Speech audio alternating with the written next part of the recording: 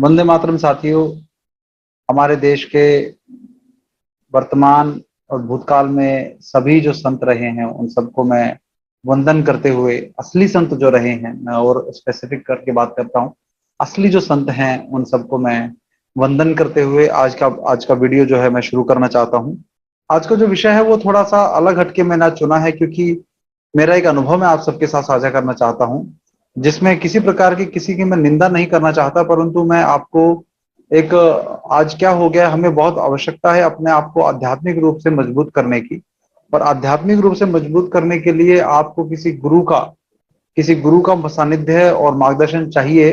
अन्यथा आप किसी प्रकार की साधना यदि गुरु के सानिध्य के बिना करते हैं तो हो सकता है कि उस पर प्रभाव आपका उल्टा पड़ जाए। अतः किसी अच्छे संत की, केवल भगवा पहने हुए संत की मैं बात नहीं कर रहा हूं, असली संत की, जो हो सकता है कि उसने भगवा भी ना पहना हो लेकिन वो असली संत हो सकता है। परंतु यदि असली संत होंगे तो भगवा भी पहना ही होगा उन्होंने, लेकिन सभी भगवा पहने हुए संत असली नहीं होते, सच्चे संत नहीं होते। क्योंकि जिस प्रकार से मैं पीछे जो मैं शंकराचार्य जी को और वर्तमान के जगन्नाथपुरी के शंकराचार्य श्री निश्चलानंद सरस्वती जी को प्रणाम करते हुए अपनी इस बात को शुरू करना चाहता हूं कि दिसंबर 2020, पिछले वर्ष, मेरा एक अनुभव मैं आपसे साझा करना चाहता हूं।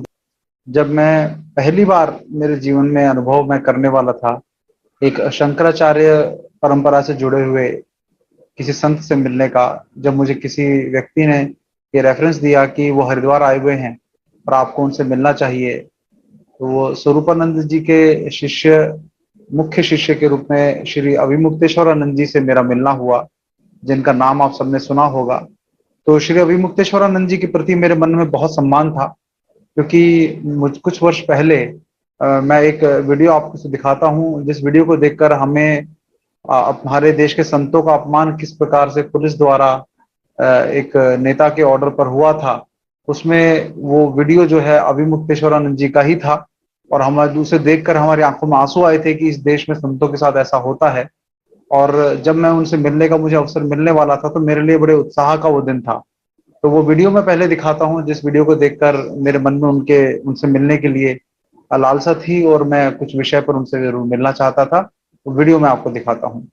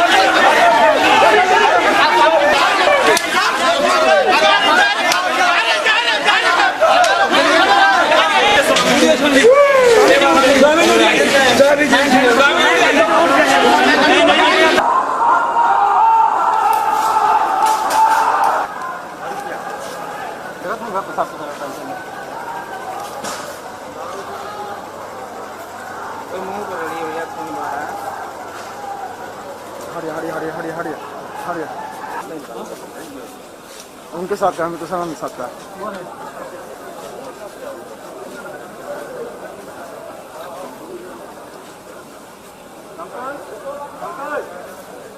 तो यह वो दृश्य है जो मैं आपको दिखाना चाहता था। ये श्री अभिमुक्तेश्वरानंद जी हैं, जिनका जो बारे में मैं अभी बात करने वाला हूँ, ये उनका वर्तमान जो है वो वीडियो अभी आया है कुछ दिन पहले। इसी वीडियो के बारे में मैं आप सबसे बात करना चाहता हूँ। तो बात यह है कि 2020 में जब मैं उत्साहवर्धक एक अपना पूरा भाव लिए हुए मैं इनके पास गया 2020 में, और विषय ये था कि 2020 दिसंबर में अभी वैक्सीन लगनी शुरू नहीं हुई थी भारत में, और उससे पहले हमें ये अंदाजा हो गया था कि इसमें गाय के बछड़े के जो सीरम है, जो फीटल बॉयन सीरम है, वो प्रयोग होने वाला है। और बड़े संत होने के नाते अभी ये शंकराचार्य की पदवी पे नहीं है, पद पर नहीं है, परंतु स्वरूपानंद जी जो हैं उनके अगले जो उसके उत्तराधिकारी के रूप में लोग इनको देखते हैं। तो हमें लगा कि इनको लाखों लोग सुनते हैं, तो हमें इनके पास जाकर इस विषय पर बात करनी चाहिए। तो प्रमाण में बहुत सारे, पूरा एक पुलिंदा लेकर गया था प्रमाणों का, जिसमें रिसर्च पेपर भी थे, पुस्तकें भी थे, और बहुत सारी तरह के मैं प्रमाण उसमें लेकर गया था, जिसमें ये लिखा हुआ था कि गाय के बछड़े का जो सिरम है, जो अभी हाल में भी सरकार ने आरटीआई के द्वारा, जो हमारे मित्र विकास पाटनी ने डाली थी, उस आरटीआई में उन्होंने स्वीकार किया कि वीरोसेल्स एक किसी पहले चरण में ये प्रयोग होता है, बछड़े का सिरम जो है, फीटल बॉइंट सिरम, गाय के बछड़े का सिरम का प्रयोग हो रहा है। तो परंतु ये अभी की बात है, लेकिन मैं दिसंबर की बात कर रहा हूं, तो ये प्रमाण जिस संतों के मुख से ये बात यदि लाखों लोगों तक जाए तो बहुत प्रभाव, हमारी बातों का प्रभाव शायद कम पड़े, परंतु संतों की बातों का प्रभाव ज्यादा पड़ेगा। हम गए इनके पास, वहां जाने के बाद बहुत प्रेम पूर्वक इन्होंने हमें वहां बिठाया, आदर स्वरूप वहां बिठाकर बकायदा ये कहा कि आप रिकॉर्डिंग करिए, इसका वीडियो बनाइए जो हम वार्ता करने वाले हैं। तो मुझे नहीं पता उस दिन वार्ता करते करते क्या हुआ। हो सकता है मेरी कोई मूर्खता रही हो या मुझ में कोई कमी रही हो, हालांकि ऐसा कुछ मुझे लगता नहीं हुआ, लेकिन धीमे धीमे जो इन्होंने मेरे मुझसे प्रश्न करने शुरू किए वो ये कि आप जो प्रमाण लाए हैं वो बहुत, मैं उनको मानता नहीं हूँ। वो रिसर्च पेपर भी थे, हर तरह के प्रमाण में, वीडियो भी लेकर गया था, सब कुछ मैं दिखाने के लिए लगा था, लेकिन इनको पहले से ही सब कुछ पता था। परंतु इन्हें अपनी छवि का, अपनी गरिमा का थोड़ा ध्यान रखते हुए इन्होंने कहा कि जब तक मुझे पूर्ण अच्छे से प्रमाण नहीं मिलेंगे तो मैं तब तक इस विषय पर कुछ नहीं कह सकता, क्योंकि वैक्सीन के पक्ष में कुछ लोग बोलते हैं, कुछ वैक्सीन के विपक्ष में लोग बोलते हैं। पर तो मैंने महाराज जी से बोला कि आप मुझे ये मार्गदर्शन दीजिए कि मैं किस प्रकार से क्या और सबूत लेके आ सकता हूँ, प्रमाण लेके आ सकता हूँ, जिसके बाद आप ये मानने लगे कि आपको ये बोलने योग्य आप इसे कहीं पर हो जाएं। तो मुझे नहीं पता उस दिन किस प्रकार की मानसिकता के साथ बैठे थे महाराज जी, किसी कारण से, मुझे नहीं पता क्या कारण था, लेकिन उनके मुख से यही निकला कि आपकी अभी तैयारी पूरी नहीं है। तो मैंने महाराज जी कहा, महाराज जी हो सकता है मैं आपके साथ पहली बार मिला हूं, तो मुझे थोड़ा संकोच वश में शायद ढंग से बात नहीं बोल पा रहा हूँ आपके सामने, क्योंकि आप इतने ज्ञानी व्यक्ति हैं, मैंने बहुत आपके बारे में सुना है। तो मेरा जो उत्साह जो है, जो मैं आपके प्रति भाव मेरा है, मैं उसके कारण आया हूँ। तो इन्होंने मुझे ये कहा कि कितनी गाय मरेंगी, कितनी गाय काटी जाएंगी इस वैक्सीन को बनाने के लिए। तो मैंने महाराज जी से जो बात बोली उसके बाद मुझे लगता है शायद इन्होंने शायद मुझे लगा होगा कि मैं शायद किसी प्रकार की उद्दंडता कर रहा हूं, लेकिन मैंने स्वाभाविक होकर एक सहज भाव से, जब मैंने सोचा कि मैं ज्यादा इनके प्रभावित होकर मैं इनसे यदि ठीक से बात नहीं कर पाऊंगा तो शायद जो विषय मैं करने आया हूँ बात वो ना कर पाऊं, तो मैंने बहुत ही सहज होकर मैंने महाराज जी से बात की। और ये पूरी विश्व वार्ता की रिकॉर्डिंग है मेरे पास। उसमें उन्होंने ये बात बोली कि आप जो है, मैंने कहा महाराज जी आप, क्या हमको एक भी गाय का कटना स्वीकार्य है वैक्सीन के लिए? क्या 1 लाख कटेंगी तो हम आवाज उठाएंगे, या 1 करोड़ मरे कटेंगी तो आवाज उठाएंगे? तो मुझे लगता है क्या हमको एक भी गाय कटना स्वीकार्य है वैक्सीन बनने के लिए? तो स्वामी अभिमुक्तेश्वरानंद जी ने मुझे एक नीति समझाई कि यदि एक व्यक्ति के कारण किसी कुल का नाश होता हो तो उस व्यक्ति को त्याग देना उचित है। कुल के कारण यदि गांव का नुकसान हो रहा हो, परिवार के कारण, तो उस परिवार को त्याग देना उचित है। गांव के कारण जनपद का नुकसान होता है तो गांव को त्याग देना उचित है। ठीक उसी प्रकार यदि कुछ गायों के कटने से यदि 130 करोड़ लोगों का भला होता है तो वो माना जाएगा। मतलब उन्होंने एक तरह से अप्रत्यक्ष रूप से गौ हत्या को जो है वो जायज ठहराया वैक्सीन बनने के लिए। तो ये सुनकर मुझे झटका लगा, जो मेरा भाव इनके प्रति था उसको एकदम से झटका लगा, और मुझे लगा कि शायद ये मेरी परीक्षा लेने के लिए बोल रहे हैं। शायद कुछ देर बाद ये मुझे इस बात को कहेंगे कि मैं आपकी परीक्षा ले रहा था, इसलिए मैंने बात बोली कि आप क्या बोलते हैं इस पर। लेकिन लगभग 45 मिनट हमारी वार्ता चली, उसमें इसके बाद उनका और स्वभाव मेरे प्रति जो है वो रूठा उनका जो स्वभाव है मेरे प्रति और कड़वा ही होता गया। लेकिन मुझे लगता है कि मैं एक ऐसा साधारण व्यक्ति हूं जो, हो सकता है कि मैंने उनके सामने कोई गलतियां की हों, लेकिन एक संत होने के नाते, एक ज्ञानी होने के नाते, मैं भले ही मूर्ख हूं, लेकिन एक संत होने के नाते, ज्ञानी होने के नाते उन्हें मेरा मार्गदर्शन ठीक से करना चाहिए था। तो जो मुझे उसके बाद जब अंत में बात करते करते एक जो मुझे सबसे बड़ा झटका ये लगा कि मैंने उनको कहा कि महाराज जी, मैं आपके पास आया था, बड़ी उम्मीद लेकर आया था, क्योंकि जो आपने मुझे बात कही, मुझे अभी भी यकीन नहीं हो रहा कि आपने कुछ गायों के कटने की बात स्वीकार करके कुछ लोगों की, 130 करोड़ लोगों की जान बचाने की बात कही, तो यह मुझे स्वीकार नहीं हो रही, और संतों की इसी उदासीनता के कारण शायद देश का यह हाल है। मैंने ये बात बोली तो उन्होंने बोला कि आप यदि ऐसा ही मानते हैं तो फिर आपसे बात करना मैं उचित नहीं समझता। मैं कहा महाराज जी, मैं बात नहीं कर रहा, आपने मुझे जो बात बोली, तो अब मैं आपके पास प्रश्न लेकर आया था, अपने समस्या का समाधान ढूंढने के लिए आया था, लेकिन आपने मुझे उल्टा ऐसा मनोबल तोड़ने वाली बात कह दी है, तो मैं शायद इसे स्वीकार नहीं कर पा रहा हूँ। और आप मुझे आगे के लिए बताइए मार्गदर्शन की मैं किस प्रकार से क्या प्रमाण लेकर आऊं। तो उन्होंने, फिर मैंने उनको कहा कि मैं राजीव दीक्षित जी के जो सभी लोग हैं देश में, लाखों करोड़ों लोग जो सुनते हैं, उनको, उनके प्रतिनिधि के रूप में आपके पास आया हूं। तो उन्होंने एक जो उसके बाद जो बात कही वो सुनकर मुझे और ज्यादा झटका लगा, जब उन्होंने कहा कि आपसे ज्यादा तो हेमा मालिनी और धर्मेंद्र को लोग सुनते हैं, तो आपको आपको सुनने का कोई जो बहुत महत्व नहीं है। तो फिर मुझे मन में एक और धक्का लगा ये सुनकर, और मैंने उनसे कहा कि महाराज जी, वो बॉलीवुड के जो लोग हैं उनसे, वो एंटरटेनमेंट के लिए वो करते हैं, हम तो समाज के लिए कुछ काम करते हैं, तो उनसे हमारी तुलना कैसे हो सकती है। तो उन्होंने बोला, नहीं, क्यों तुलना क्यों नहीं हो सकती, बॉलीवुड बहुत लोगों को पालता है, समाज पे बुरा, अच्छा या बुरा प्रभाव उनका पड़ता है, लेकिन वो बहुत लोगों को पालता है बॉलीवुड। और ऐसे करके तो मुझे बड़ा अचंभा हुआ कि फिल्मों के, बॉलीवुड के कलाकारों से हमारा कंपैरिजन किया, तो तब शायद मेरे स्वाभिमान को चोट पहुंची, और मैं वहां से शायद गुस्सा होकर ही गया। तो किसी प्रकार का मैंने कोई अपशब्द तो नहीं बोला, ऐसा कुछ मैंने नहीं कहा, लेकिन मुझे मन ही मन में मैं बहुत गुस्सा भी आया।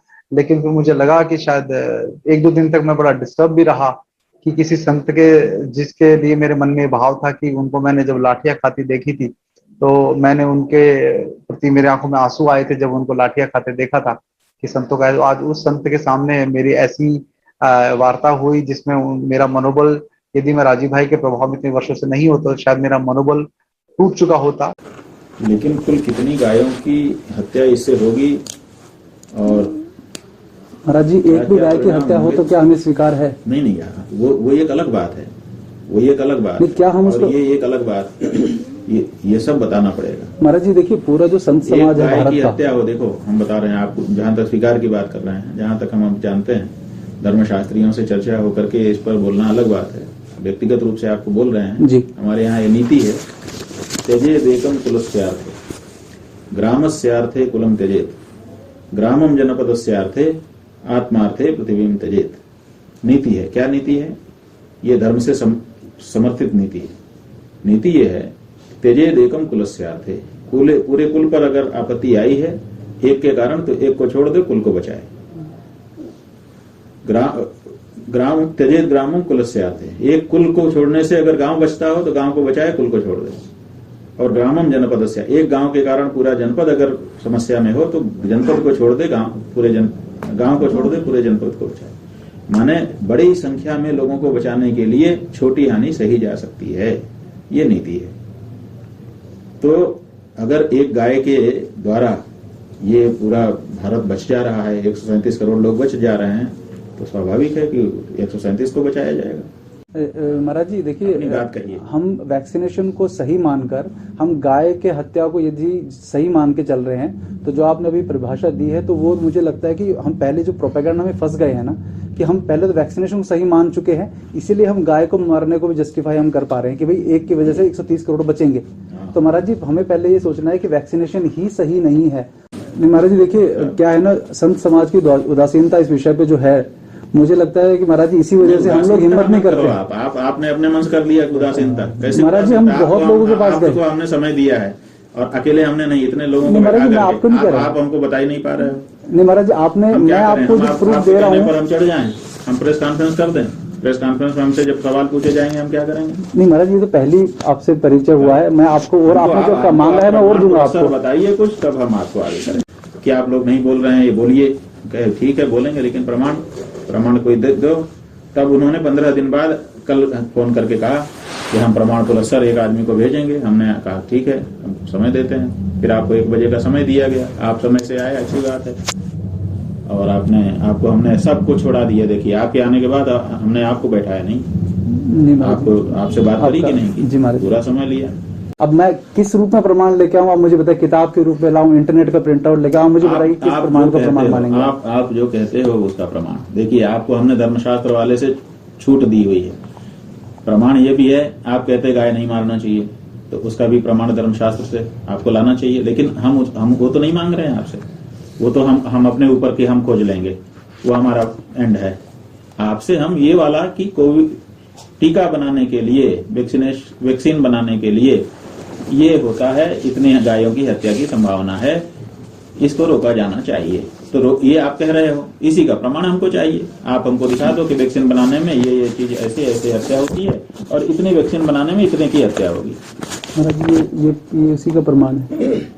ये सीडीसी की, अगर हम वेबसाइट, जो सीडीसी की वेबसाइट है, अमेरिकन गवर्नमेंट जो एक मानक तय करती है पूरी दुनिया में वैक्सीन बनाने का, ये उसकी वेबसाइट से निकाला हुआ डेटा। महाराज जी, इसके अलावा मैं क्या प्रमाण दूं? मैं इसको प्रिंट आउट निकाल के लाया हूँ, भले ही इंटरनेट से है, लेकिन महाराज ये भी तो प्रमाण ही है बहुत बड़ा। इसके साथ वीडियो अगर होती है ना, जैसे R&D होती है। नहीं, अब वीडियो विश्वरूप जी की है, वो कह रहे देखी हुई है, किताब में मैं प्रिंट करा के लाया हूँ। ये वेबसाइट से डेटा निकाल के, मुझे बताओ किस प्रकार से डेटा लेके आऊँ? महाराज जी मुझे बताइए आप। मैं जो वैज्ञानिक उनको पकड़ के लाने सकता हूं। आपने बताया नहीं कि एक व्यक्ति को लगाने के लिए जो वैक्सीन है उसमें कितने गाय मारी जा रही है, आपने बताया नहीं। आपने कहा मुझे पता नहीं है, आप कह रहे प्रमाण मैं लेके आया हूँ, सब प्रमाण लेके आया हूँ। हमने एक सवाल पूछा, उसका जवाब आप नहीं कर रहे। कितनी गायों पे मारे जाने की संभावना है, बताइए। वो उसका उत्तर मेरे पास नहीं है, मैं लेकिन वो डेटा मैं लेकर नहीं आया हूँ। लेकिन महाराज जी, गाय मारी जा रही, ये प्रमाणित तो है, प्रमाण तो है। कोई भी बात जो है पूरी नहीं हो रही तब कैसे कही जाएगी? नहीं, मैं समझ गया महाराज जी। मैं आपके पास तब उसको लेकर नहीं, पहले ये तो स्थापित हो कि गाय मारी जा रही है। कितनी गाय मारी जा रही है वो विषय तो बाद का है महाराज जी। ये तो प्रमाणित नहीं है, समझो आप कह रहे हैं कि एक भी गाय मारी जाए वो आपको स्वीकार नहीं है। हम कह रहे हैं कि बड़ी संख्या में जान बचाने के लिए छोटी जान मारी जा सकती है, नीति है। दोनों में विचार का अंतर हो जा रहा है ना महाराज जी। वही तो प्रोपेगेंडा है महाराज जी, सबसे बड़ा विचार में अंतर। हमारा ये है कि भाई महाराज जी, मैं व्यक्तिगत रूप से नहीं बैठा हूँ आपके सामने। कम जाने दांव पे लगाई जाती हैं, क्योंकि आखिर अधिक बचाना उद्देश्य होता है। कभी भी पूरे शरीर में समस्या आने पर अंग काट दिया जाता है कि भाई अंग भले कट जाए लेकिन शरीर बच जाए, यही नियम होता है। अब कोई कहे अंग काटना हिंसा है, वो तो है, लेकिन बचाना, उद्देश्य बचाना है, उद्देश्य मारना नहीं। लेकिन महाराज जी, क्या वो बचा रहा है? प्रश्न तो ये भी है ना। हाँ, वो टीका बचा रहा है, नहीं बचा रहा, उसको भी, उसके बारे में भी आप ये महाराज उसके बाद ये क्या है, किताब नहीं प्रमाण होती है, रिसर्च पेपर। आप विश्वरूप जी को आपने कहा कि उन्होंने बहुत अच्छा काम किया है, उन्हीं किताब लेके आए, रिसर्च पेपर, उसी में रेफरेंस सारे हमारा पेपर होना चाहिए। किसमें कहाँ से नहीं चलता है जी, ऐसी बुकलेट का नहीं चलता है। आप शोध ग्रंथ जिसको परीक्षण करके जिसपे अवार्ड कर दिया गया हो, जो शोध स्वीकार कर लिया गया हो, रिसर्च पेपर जिसको मान लिए हो, वो महाराज जी देखिए, अब जिस प्रकार की रिसर्च हम एक्सपेक्ट करते हैं कि हम लोग अभी, मैं आपको एक व्यक्तिगत स्तर पे आपको लग रहा होगा मैं आया हूँ, मैं पूरे राजीव दीक्षित जी का पूरा जो देश में है, हमारे लगभग 4-5 लाख लोग ऑनलाइन जो जुड़े हुए हैं और हजारों लोग जो लाखों सुनते हैं। इस कारण से आपसे ज्यादा तो हेमा मालिनी से जुड़े हुए हैं। नहीं महाराज जी, मैं धर्मेंद्र से जुड़े हुए महाराज जी, लेकिन वो राष्ट्र के लिए नहीं जुड़े हुए, वो एंटरटेनमेंट के लिए जुड़े हुए। वो एंटरटेनमेंट नहीं, वो राष्ट्र है। वो पूरे बॉलीवुड को पालते हैं, उससे पूरा देश चलता है। बहुत कुछ उनका प्रभाव पूरे देश पे पड़ता है, बनाते चाहे बिगाड़ते, दोनों लोग करते हैं। ये आप क्या समझते हो, आप ही का प्रभाव पड़ता है पूरे देश पर? नहीं महाराज जी, ऐसा बॉलीवुड का प्रभाव भी देश पर पड़ता है। वो तो गलत प्रभाव है, गलत प्रभाव वो तो आप कहते हो ना। आपके कह देने से आप निर्णय कर दोगे कि कौन सी चीज गलत है, कौन सी चीज सही है। इतना अधिकार तो आप ही को हो सकता है, हम लोगों को तो नहीं है। हम तो नहीं कह सकते कि सब क्या गलत है, उनका प्रभाव पड़ता है। अब वो प्रभाव गलत है सही है वो एक अलग बात, लेकिन प्रभाव पड़ता है। वो प्रभाव उत्पादक लोग हैं, उनसे इतने लोग जुड़े हुए हैं, तो लोगों के जुड़ने मात्र से कुछ नहीं होता। चिंतन जरूर करेगा कि मैं बिना निराधार होकर नहीं आया हूँ महाराज जी, कि निराधार होकर मैं इतनी बड़ी हिम्मत नहीं करूंगा कि मैं आपके पास आकर जो है इस विषय पे इतनी मैं जो बात, लेकिन अभी हमको आप कन्विंस नहीं कर पाए हैं कि हम कुछ बोल सकें। नहीं महाराज जी, मैं अभी हमको और अध्ययन करते रहना पड़ेगा और लोगों से मिलते रहना पड़ेगा। जिस दिन हम कंफर्म हो जाएंगे तभी हम बोल पाएंगे, ये हमारा कहना है। तो बताइए महाराज जी, आप किस प्रकार से प्रमाण में और लाके दो, मुझे कृपया थोड़ा मुझे मार्गदर्शन कीजिए कि आपको कोई रिसर्च पेपर जो है, जैसे ये रिसर्च पेपर में लेके आया था, आपने कहा कि नहीं ये तो छपते रहते हैं, अब उसको भी आपने नकार दिया, तो मैं अब रिसर्च पेपर लाने से मुझे डर लगेगा, आप कहेंगे तो ये तो कोई भी प्रिंट कर देता है, मैं रिसर्च पेपर भी लेके आ जाऊंगा आपके सामने। हमारी बात को इसी तरह से आपने समझा है तो फिर आप छुट्टी करो, लाओ भाई बता। नहीं महाराज जी, मैं आपको लेकर आऊंगा, रिसर्च को आपने इसी रूप में लिया है जैसा कि अभी आप बता रहे हैं। महाराज जी रिसर्च पेपर में लेके आता हूँ आपके लिए। आप समय हमारा बर्बाद मत करिए और अपना भी जाइए। लेकिन मैं और जोर शोर से लगा, और जब कुंभ शुरू हुआ हरिद्वार में, तो मैं जगन्नाथ जो पीछे जिनकी फोटो है, स्वामी निश्चलानंद सरस्वती जी, ये जगन्नाथपुरी के गोवर्धन मठ के शंकराचार्य हैं। देश में 4 पीठ हैं जहां पर 4 शंकराचार्य, 4 मठ हैं जहां जो शंकराचार्य जी ने हजारों वर्ष पहले स्थापित किए थे। उनमें से एक मठ जो है वो जगन्नाथपुरी का मठ है। इसमें आपका ये कहा जाता है कि जो बद्री धाम है उत्तराखंड में, वहां पर इस भगवान जगन्नाथ जो है वो स्नान करते हैं, द्वारका में वस्त्र बदलते हैं, जगन्नाथपुरी में भोजन ग्रहण करते हैं, और रामेश्वरम में जो है वो जाकर दक्षिण भारत में जो है वहां विश्राम करते हैं। तो ये माना जाता है। तो जगन्नाथपुरी के जो गोवर्धन मठ के शंकराचार्य हैं, तो ये समझिए कि अभी मुक्तेश्वरानंद जी अभी शंकराचार्य के पद पे नहीं है, वो स्वरूपानंद जी के शिष्य हैं, उनके सेकंड इन कमांड आप कह लीजिए। परंतु निश्चलानंद सरस्वती जी मुख्य शंकराचार्य जी हैं, और उनके पास मैं ये प्रश्न लेकर गया जो मुझे अभी मुक्तेश्वरानंद जी ने नीति समझाई कि कुछ गायों की हत्या से 130 करोड़ लोगों का भला होता है, तो वो स्वीकार्य है। तो उस नीति के कारण मैं उनसे प्रश्न करने गया कि क्या ये नीति सही है जो किसी एक संत के मुंह से निकली।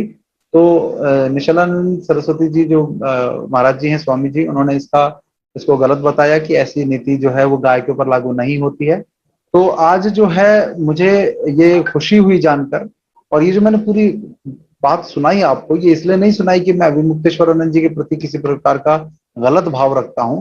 मैं उनके प्रति अभी भी सम्मान, बहुत ज्ञानी व्यक्ति हैं, बहुत ज्ञानी ज्ञान है उनमें, और आज मुझे देखकर खुशी हुई कि उन्होंने जो मुझे बात कही थी, आज उस बात के विपरीत उन्होंने उसको खंडन करते हुए अपने जीवन की रक्षा के लिए किसी भी रूप में गौहत्या स्वीकार्य नहीं।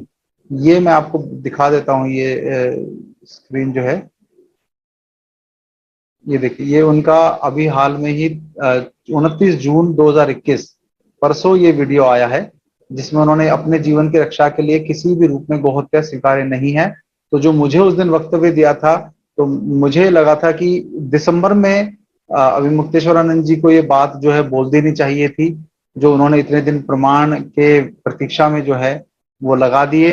क्योंकि निश्चलानंद सरस्वती जी का कद कोई छोटा कद नहीं है। यदि आप देखें तो ये 2013 का वीडियो है, जिसमें मोदी जो है वो जब मुख्यमंत्री प्रधानमंत्री नहीं बने थे 2013 में, तो शंकराचार्य निश्चलानंद सरस्वती जी जो है जगन्नाथपुरी के, उनके चरणों में बैठकर आशीर्वाद लेने आए थे। कोई गलती ना हो, मैं कोई गलत कार्य न कर सकूं, इस तरह से जो सो आप मुझे आशीर्वाद दें, मैं इस तरीके से करीब घर के बाहर तक दोनों बैठे। और क्योंकि आज मोदी का अगर आप देखें तो मुझे खुशी है कि अभी मुक्तेश्वरानंद जी ने जो है आज उस बात का खंडन करते हुए अपनी उस बात को जो हमारे मन में थी उनके प्रति, कि वो गौ हत्या का समर्थन परोक्ष रूप से अपनी बातों के द्वारा जो उन्होंने मेरे सामने किया। तो लेकिन मैं एक बस निवेदन उनसे करना चाहूंगा, यदि बात उन तक पहुंचती है, कि निश्चलानंद सरस्वती जी जो जगन्नाथपुरी के शंकराचार्य हैं, वो इस विषय पर शुरू से बिल्कुल निडरता से बोलते आए हैं। बिना किसी लाग लपेट के उन्होंने स्पष्ट बोला है कि इस प्रकार की कोई पिशाच नीति यदि सरकार अपनाती है तो उसका वो बिल्कुल समर्थन नहीं करेंगे। तो मुझे ये लगता है कि एक शंकराचार्य के पद पर बैठे हुए जो संत हैं, उनके द्वारा यदि इस विषय पर का विरोध किया जा रहा है, तो अभी मुक्तेश्वरानंद जी को मैं जब उनके पास गया था या उससे भी पहले, किसी प्रमाण की प्रतीक्षा किए बिना निश्चलानंद सरस्वती जी के मार्गदर्शन लेकर उनसे वो इस विषय पर पहले से यदि बोलना शुरू करते, तो आज हो सकता है कि बहुत सारे उनके जो शिष्य हैं या उनसे दीक्षा जिन्होंने ली हुई है, वो सब वैक्सीन ना लगवाते।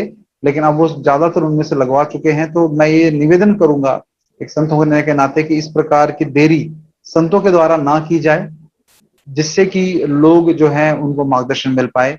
यही इस वीडियो का मेरा उद्देश्य था। क्योंकि देखिए, मैं आपको बता दूं कि शंकराचार्य जो जगन्नाथपुरी के हैं, उन्होंने बहुत अच्छी एक बात कही कि आजकल जो ज्यादातर शंकराचार्य, नकली शंकराचार्य भी कई खड़े कर दिए गए हैं सरकारों के द्वारा, जिसमें आपने यदि अभी देखा कि मोदी प्रधानमंत्री बनने से पहले निशालानंद सरस्वती जी का आशीर्वाद लेने आए हैं कि मैं कुछ गलत ना करूं, कुछ गलत निर्णय ना लूं।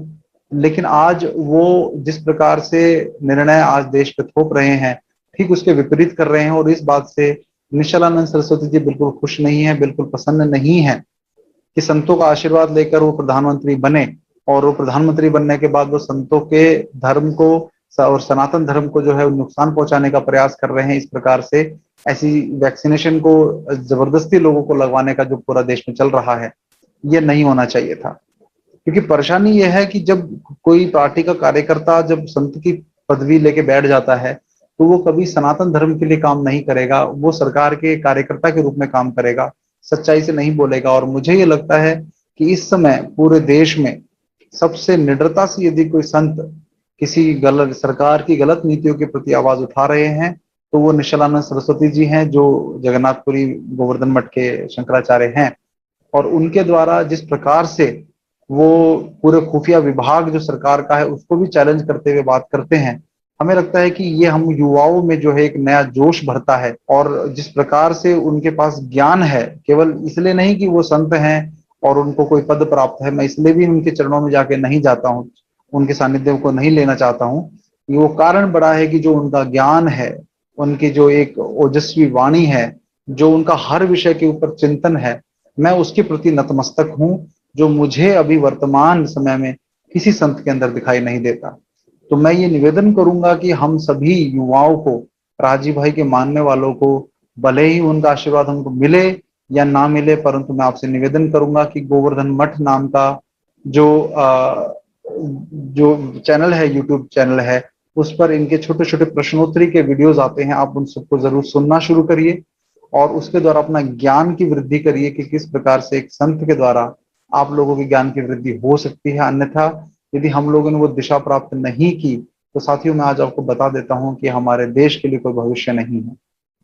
ये असली संतों के सानिध्य में चलकर ही, जिस प्रकार से हर बड़े राजा का के ऊपर एक संत का, एक ऋषि का आशीर्वाद रहा, उनके गुरु का आशीर्वाद रहा, उसी प्रकार आज भी हमें उन्हीं गुरुओं की जरूरत है, उन्हीं गुरुओं के आशीर्वाद की जरूरत है। तो जो लोगों ने संतों की मर्यादाओं का उल्लंघन करके गलत संतों को गलत छवि इस देश में प्रस्तुत की है, जिस कारण से अच्छे संतों को भी हम नहीं पहचान पा रहे हैं, ये इस देश का दुर्भाग्य है, जो जिस षड्यंत्र को वो करने में कामयाब रहे हैं। इसमें बहुत सारे लोग हैं जिनका हाथ है, जिसमें एक मैं जानता हूँ एक व्यक्ति को, लेकिन मैं उसका नाम नहीं लेना चाहता, जिसने वो हमारे सामने जो है वो सेवाग्राम में भी वो बिल्कुल एक लड़के की तरह घूमता था इधर उधर, लेकिन वो हमने देखा कि कोई संत की उसमें प्रवृत्ति नहीं थी, कई प्रकार के अनर्गल बातें भी करता था, वो गाली गलौच भी करता था। लेकिन आज की डेट में उसने अपने नाम के पीछे अपना नाम सरस्वती जी, जैसे मेरा नाम वीरेंद्र है तो वीरेंद्रानंद सरस्वती जी महाराज करके आज वो दाढ़ी बनाकर, पगड़ी लगाकर, और वो गृहस्थ होते हुए भी भगवे वस्त्र पहनकर, सन्यासी का वेश धारण करके बड़े बड़े हिंदू जो मंच है, विचार मंच, उन पर जाकर जो है वो आवाज में बोलता है। उसकी वाणी में किसी प्रकार का ओज नहीं है, लेकिन मैं कहता हूं कि ऐसा व्यक्ति जब आप उसको स्वामी जी और सब कह के संबोधित करते हैं और बाद में वो उस चीजों पे बिल्कुल नकारा निकलता है, तो ये संतों का जो असली संतों का जो प्रभाव है हमारे देश में, उसको कम करता है, उनकी गरिमा को कम करता है। तो मैं आप सबसे एक निवेदन करूंगा कि केवल भगवा पहन लेने और दाढ़ी बढ़ा लेने से कोई संत नहीं हो जाता। यदि इस प्रकार से अगर दाढ़ी बढ़ाने से और भगवा पहनने से अब अगर इस देश में बड़े काम हो पाते, तो राजीव भाई सबसे पहले यही वेश धारण करते। लेकिन उन्होंने बिना ये वेश धारण किए भी एक संत के रूप में ही इस देश में जागृति का काम किया। साथियों, लगे हाथ में एक बहुत महत्वपूर्ण और बड़ी गंभीर बात और मैं बताना चाहता हूं, जो मेरी ऑब्जर्वेशन रही है कि जैसे अभी कुंभ का समय यदि आप देखते, तो कुंभ के समय में कोरोना प्रोटोकॉल की वजह से सभी संतों को जो है वो ये बताया गया कि आपको वैक्सीन भी लगानी पड़ेगी, ये फॉलो करना पड़ेगा, वो फॉलो करना पड़ेगा। और बहुत सारे संत जिनको मैं सरकारी संत भी बोलता हूँ, उन संतों ने बढ़ चढ़कर जो है कोरोना की पैरवी की। अखबारों में रोज उनके वक्तव्य छपते थे, जिसमें उन्होंने वैक्सीन को ही केवल एक विकल्प के रूप में माना और वैक्सीन को ही केवल इसका बीमारी का बचाव माना। तो ये सही है गलत है, मैं उस पर बिल्कुल नहीं वो टिप्पणी करना चाहता, क्योंकि बहुत सारे उनके जो भक्त हैं, उनके शिष्य हैं, वो हमारे मित्र भी हैं, साथी हैं और हमारे कार्यकर्ता के रूप में भी काम करते हैं।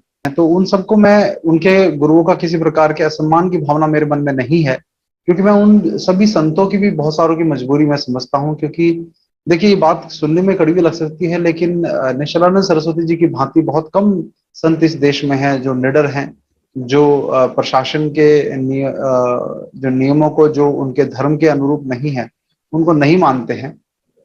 इसका एक बड़ा कारण यह है कि जो डर समाया हुआ है संत समाज में, जिसमें संतों के ऊपर कई प्रकार के झूठे केस करवाए गए, उनको जेल किया गया, उस कारण से कुछ संतों को इस प्रकार की जो जेल वगैरह करके और उन पे केस वगैरह चलाकर उदाहरण बहुत पहले ही सेट कर दिया गया था। उदाहरण इस सबको ये बता दिया गया था परोक्ष रूप से कि यदि आप लोगों ने हमारे विरुद्ध आवाज उठाई, सरकार के विरुद्ध आवाज उठाई, वो भले किसी भी पार्टी की सरकार थी, सभी पार्टियों की सरकार के समय ऐसा हुआ। जिसमें मैं एक उदाहरण लेना चाहूंगा आसाराम जी का। आसाराम जी इस समय जेल में है। मुझे आज भी याद है जब 2014 में भाजपा के जीतने की बहुत प्रबल एक संभावना हो गई थी, सबको लगने लगा था कि भाजपा, एक मोदी लहर चल पड़ी थी उस समय, जो क्योंकि ये देश जो है लहरों पे चलता है, कभी वो कोरोना की लहर होती है, कभी मोदी की लहर होती है। तो वो लहर जो है जब चल रही थी, तो मुझे आज भी याद है वक्तव्य आसाराम जी का, कि जिसमें उन्होंने ये कहा था कि अब कुछ ही दिनों की बात है, जिसका अर्थ ये था कि अब जैसे ही कुछ दिनों में मोदी प्रधानमंत्री बन जाएंगे तो मेरा जेल से जो है निकलना हो जाएगा।